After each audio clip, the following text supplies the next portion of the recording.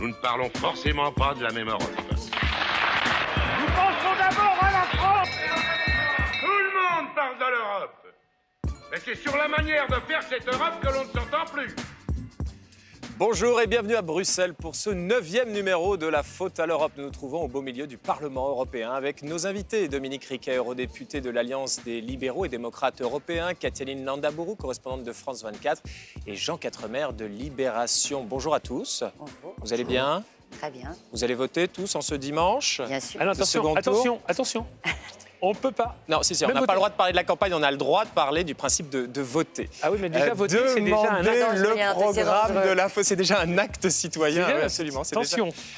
Demander le programme de la faute à l'Europe. Lors du 1er mai, on a eu droit au muguet, mais on a également assisté à de nombreuses marches fascistes dans plusieurs pays européens. On va y revenir. La semaine prochaine, 15, 20 fois plus fort que l'audience d'un débat présidentiel à la télévision, ce sera l'Eurovision. Qu'est-ce que ça symbolise, l'Eurovision? Dans son édito, Jean Quatremer nous parlera des grands Bretons du Brexit qui seraient, entend-on, de plus en plus complètement à côté de la plaque. Mais tout de suite, le géoblocage. Les eurodéputés veulent l'interdire et si, comme moi, il vous est arrivé de ne pas pouvoir voir un match de foot crucial ou la fin d'une série télé sur votre tablette juste parce que vous étiez en voyage à l'étranger, ce sujet signé Hugues Baudouin devrait vous intéresser. Utiliser son abonnement Spotify pendant ses vacances à l'étranger, choisir d'acheter en ligne un produit dans le pays qui propose le prix le moins élevé, c'est ça l'avenir du consommateur européen. Faire jouer la concurrence comme bon lui semble. Démarche logique pour le client et pourtant de nombreux obstacles persistent. Les abus sont même fréquents. On a eu des cas d'abus par le passé avec par exemple des tickets pour des parcs d'attractions qui étaient vendus pour la même date, donc dans le même parc d'attractions, donc exactement la même prestation, à des tarifs différents dans les pays selon que le pays était en période de vacances scolaires au moment qui était prévu pour la visite. Les progrès sont lents. Le Parlement européen vient de demander la suppression des blocages de frontières pour les livres électroniques et la musique en ligne. Concernant les œuvres audiovisuelles dont les droits d'auteur se négocient pays par pays, ce sera bien plus compliqué. Si on empêche cette exclusivité territoriale, c'est toute la capacité à la création audiovisuelle de valoriser ce qu'elle produit qui est remise en question. Les professionnels du numérique, s'ils approuvent l'émergence d'un vrai marché sans discrimination, objectent néanmoins qu'ils ne sont pas prêts.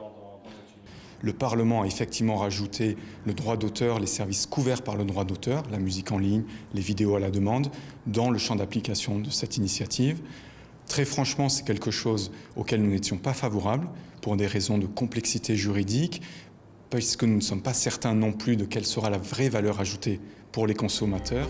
Les enjeux financiers sont colossaux. En 2017, le commerce électronique devrait atteindre un chiffre d'affaires de 500 milliards d'euros en Europe. Dominique Riquet, qui aujourd'hui a le plus intérêt au géoblocage, donc à la territorialité, et qui a le plus intérêt à l'ouverture totale?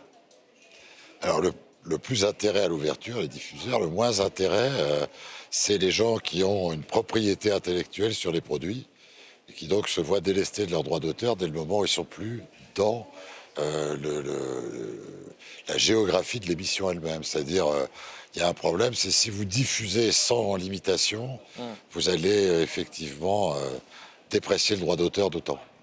Ce qui est intéressant, Kathyaline, finalement, c'est qu'on voit que ce sont des Américains, Netflix, qui ont le mieux perçu l'intérêt du marché unique. C'est eux les plus européens du lot, en fait. Oui, quelque part, ils donnent une leçon aux Européens sur leur propre marché unique parce qu'ils ont quelque part dans leur ADN cette culture de la conquête des marchés étrangers.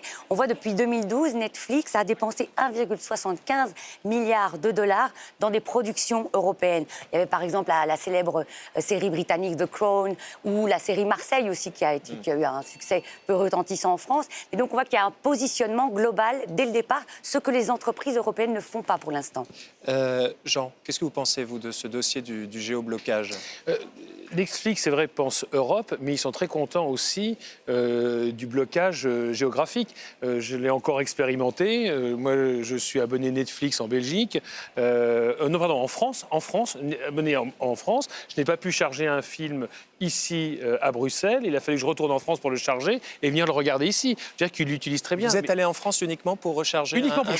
Uniquement pour ça. C'est là qu'on voit le sens des priorités de Jean Quatremer. Je ne vous dis pas quel film parce que nous sommes sur une chaîne grand public. sûr. Donc on va rester correct. Non mais, je veux dire, le problème fondamental, c'est quoi? C'est qu'effectivement, on peut comprendre qu'il y a des questions de droit d'auteur. Le seul problème, c'est que lorsque je suis abonné à une chaîne spécifique, à un fournisseur de produits audiovisuels, pourquoi, alors que je suis abonné, mon abonnement, je le paye, pourquoi lorsque je quitte la Belgique ou la France pour aller en Slovénie, je ne peux pas télécharger les films? C'est un problème. Je ne viole pas le droit d'auteur puisque je suis abonné à cette chaîne.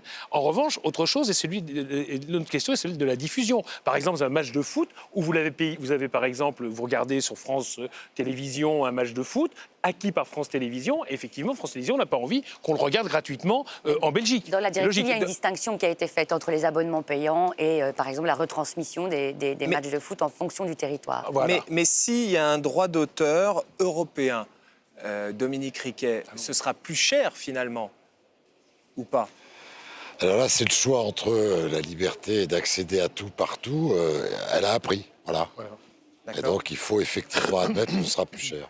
Mais elle ne doit pas se faire au dépens de la production culturelle. C'est ça la complication et c'est pour ça que c'est un vrai sac de nœuds, cette histoire. Voilà, si vous ne mettez plus rien dans vous avez des tuyaux magnifiques qui fonctionnent bien, très bien huilés, et que vous n'avez rien à mettre dedans, c'est un problème. Je veux dire que le cinéma, les documentaires, les films, ce qu'on fait là, par exemple en ce moment, c'est du contenu. Et si ce contenu-là n'est plus rémunéré, ou on perd effectivement des marchés, je suis désolé, vous ne produirez plus sur l'émission. On n'a pas toujours le sentiment, mais ce qu'on est en train de faire maintenant, selon Jean Quatremer, c'est du contenu.